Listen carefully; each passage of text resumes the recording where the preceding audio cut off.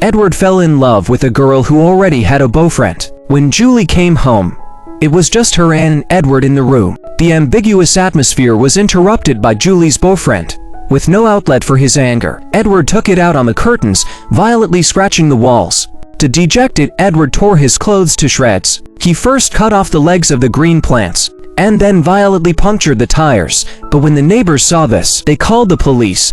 Sitting by the roadside, Edward didn't know that the neighbors had called the police and still wanted to go back and say goodbye to Julie. At this point, the police car had already arrived. Seeing this, Edward fled and disappeared into the night. The kind police officer fired a few shots into the air and then told everyone that Edward was dead. But people still felt uneasy. At that moment, Julie burst into the castle and found the lost Edward. Julie was afraid she would never see Edward again. Julie didn't know what else she could do.